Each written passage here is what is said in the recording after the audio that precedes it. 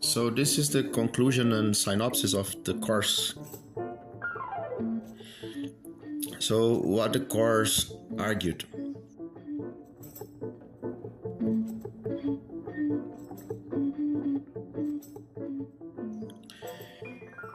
I argued that the preface to the Critique of Pure Reason sets the stakes. Kant opens with a diagnosis. Metaphysics keeps restarting because it lacks a method that yields cumulative pressures. The first gate is accepting critique as a tribunal of reason rather than another doctrine. Then we talked about the Copernican turn. Knowledge does not mirror objects. Objects must conform to the conditions of cognition. This shifts the question from what is reality in itself to what makes experience and knowledge possible at all. Then, we turned to the division between analytic and synthetic judgments, and Kant's innovation, the synthetic a priori.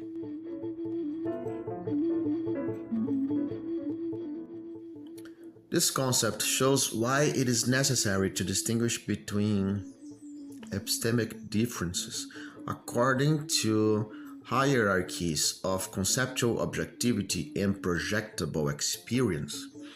For example, judgments rely on different methods of identification, each correlated with a distinct theoretical baggage.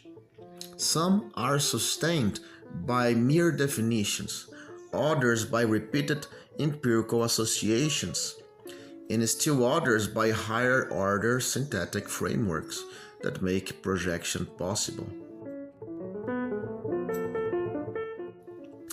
The synthetic a priori belongs to this last tier, not reducible to definitions or to habit, but grounded in the constructive structures that allow judgment itself to be sustained.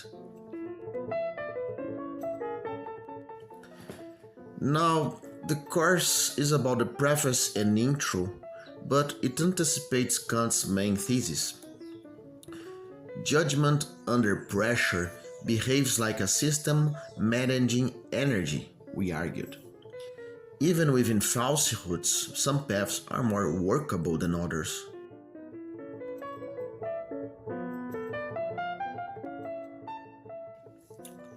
Categories and the forms of space and time act like the operative gears that allow the mind to sort between pure absurdities, have viable hypotheses, and those that can actually stabilize as facts.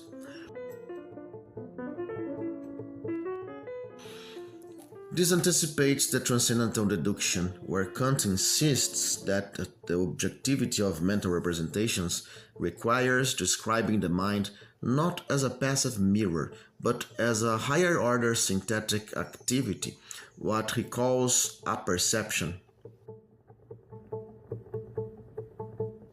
Here Leibniz's legacy is adapted, but with a shift. Apperception is no longer a bare logical identity, it is a structure of activation, a system for projecting experiences that can endure. The apperception is a synthesis that mirrors a finite system, something that can be instantiated in a mind, but in a mind that lives in the world. So this is also different from a perception in the Leibnizian sense. So that is why I often compare it to a thermodynamic machine. Just as physical systems tend toward equilibrium, cognition seeks the most sustainable path among competing projections.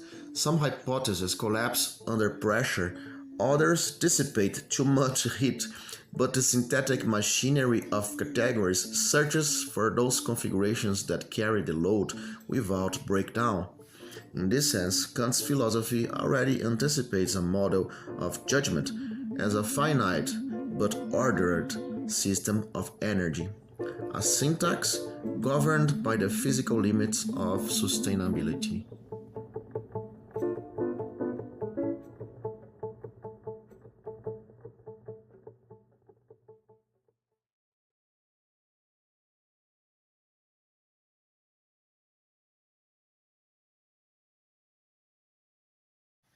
This short script functions as the postface to the video on synthesis.